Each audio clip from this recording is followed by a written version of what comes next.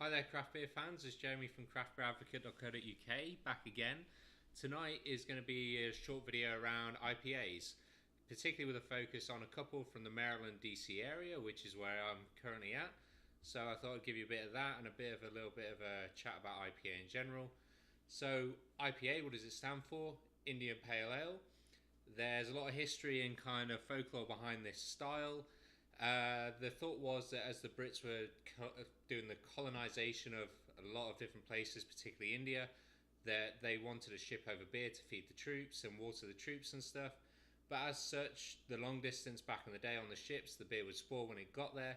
So what they did was they slightly increased the ABV of these kind of pale ales and put in some hops so that they'd have a bit of a preservative effect, so it would be able to survive the journey over to India.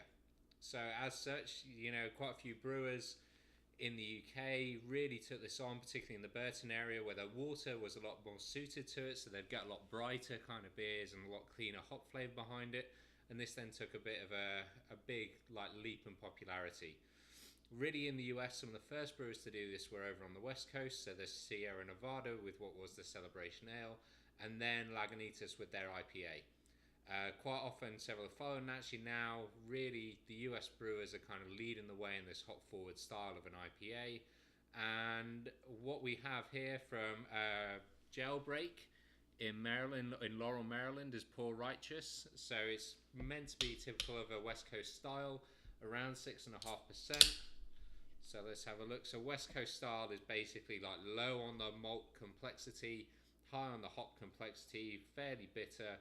So you kind of get that big sort of hit from it, and it's all about the hops, you hop heads out there. I know there's plenty of you out there. I particularly like an IPA. So what can we see? Nice sort of amber colour to it, slightly golden, decent carbonation on that, white clean head. Really big tropical fruit kind of character to that, and probably something like Citra has been used in this to give it a big character to it. Probably some of the Centennial, maybe Cascade as well.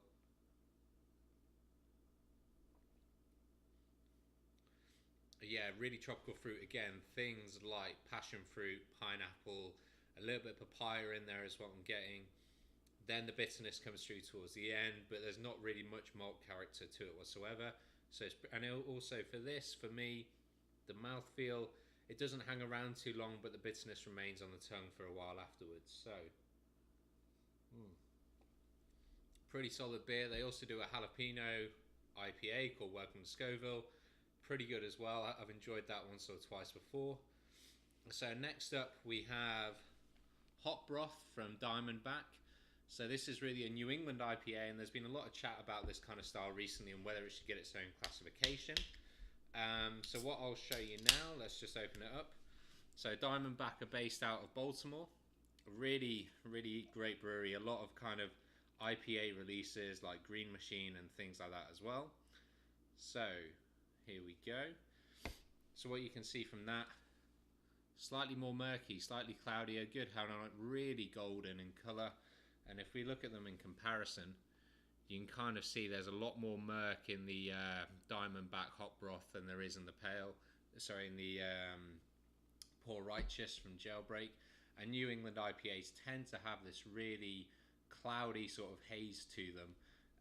And typically that can be from the addition of oats and things like that in there as well, which will also help the mouthfeel. So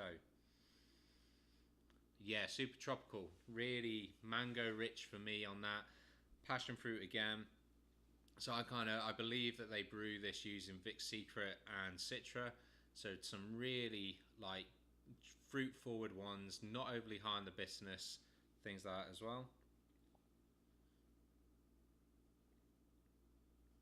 A lot more fruit character than the Poor Righteous from Jailbreak. A lot less bitterness, a lot less bitterness, to be honest with you. Great long mouth feel on that, very silky smooth, kind of stays in your palate for a while afterwards. Really good. There's a lot of chat about whether a New England IPA is actually an IPA or a pale ale. I'd love to hear your thoughts on it. Let me know, comment section, social media, I'll put those things at the end. But Hop Broth is a really cracking beer, so definitely really good. Okay, so right, I'll quickly finish up Poor Righteous, and then I will show you On the Wings of Armageddon from DC Brow out of DC, so Washington DC. Let me just quickly get this down.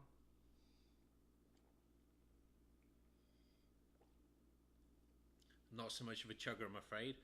I actually quite enjoy like taking my time over it.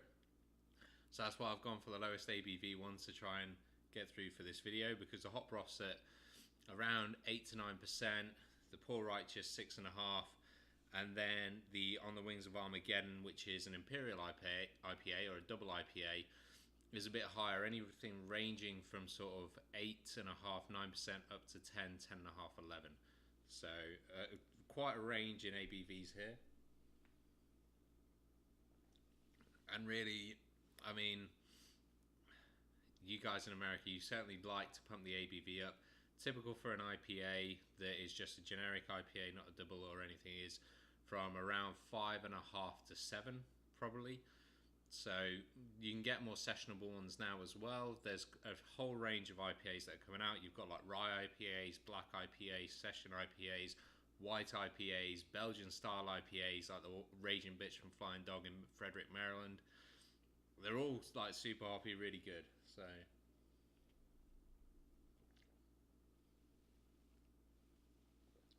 okay, so here we go. On the Wings of Armageddon, an Imperial IPA from DC Brown. They also do like one called Corruption, which is a really good beer as well. Yeah, I've had them in the UK before as well, and really quite enjoyable brewery, to be honest with you. So, what are we getting out of this? Sort of amber colour again, decent carbonation on it, decent head. Kind of not super strong kind of hop aroma to this one in my mind. Kind of getting a bit of it. It's almost it's a bit of pine character to it, a little bit more dank than anything else.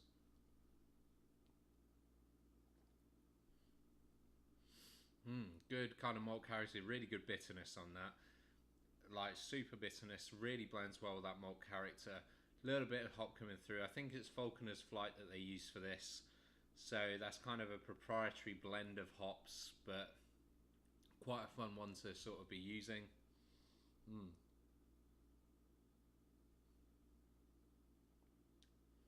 Yeah, really nice mouthfeel on that as well.